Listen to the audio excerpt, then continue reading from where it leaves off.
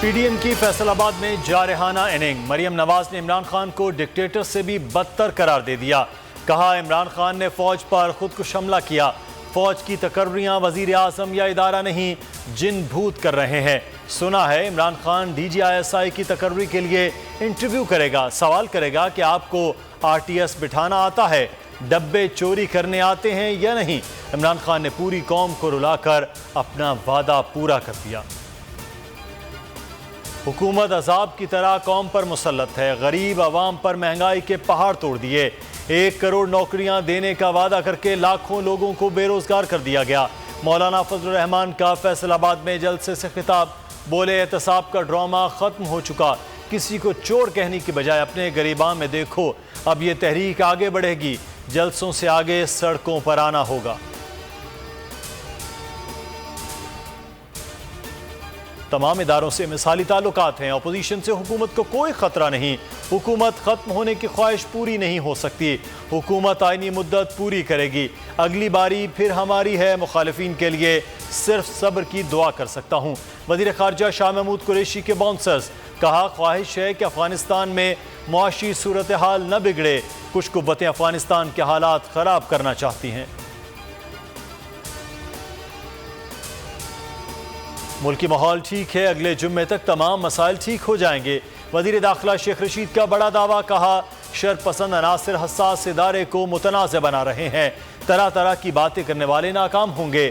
وفاقی وزیر غلام سرور نے ڈی جی آئی ایس آئی کے معاملے پر جلد خوشخبری کا عندیہ دے دیا، بولے حکومت اور فوج کے درمیان غلط فہمیاں پیدا کی جا رہی ہیں، فوج اور حکومت میں جتنی انڈرسٹینڈنگ ہے پہلے کبھی نہیں رہی۔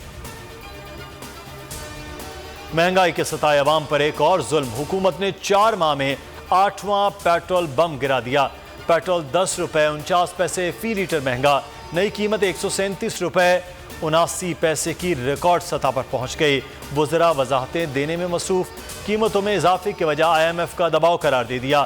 شوکت ترین نے کہا پیٹرول صرف پاکستان میں نہیں دنیا بھر میں مہنگا ہو رہا ہے۔ شہزاد اکبر بولے I M F tax net بڑھانے کا کہہ رہا ہے، عالمی منڈی میں قیمت بڑھنے سے پاکستان میں بھی بڑھی۔ اپوزیشن نے پیٹرول کی قیمت میں اضافہ مسترد کر دیا، پیپلز پارٹی اور جماعت اسلامی کا سڑکوں پر نکلنے کا اعلان۔ بلاول بھٹو نے عمران خان کو عوام دشمن وزیر اعظم قرار دے دیا، بولے پی ٹی آئی ملک میں مہنگائی کا سونامی لے آئی، حکومت عوام سے اپنی نااہلی کی قیمت وصول کر رہی ہے۔ سراج الحق نے کہا حکومت نے آئی ایم ایف کے سامنے مکمل سرنڈر کر دیا، حکمران مسائل حل کرنے نہیں کر سکتے۔ اور T20 ورلڈ کپ کا مارکا، دبئی میں موجود پاکستان کرکٹ ٹیم کا کورونا ٹیسٹ منفی آ گیا، قومی ٹیم نے مقامی ہوٹل میں جم سیشن کیا، کل آئی سی سی کرکٹ اکیڈمی میں نیٹ سیشن کرے گی۔ کپتان بابر اعظم فتح سمیٹنے کے لیے پرعزم، قومی ٹیم کا پہلا مارکا 24 اکتوبر کو روایتی حریف بھارت سے ہوگا۔ السلام علیکم، آپ دیکھ رہے ہیں بول نیوز، میں ہوں مدثر اقبال۔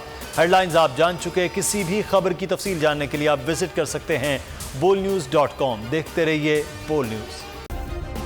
سبسکرائب کریں اور بیل دبائیں تاکہ کوئی خبر رہ نہ جائے۔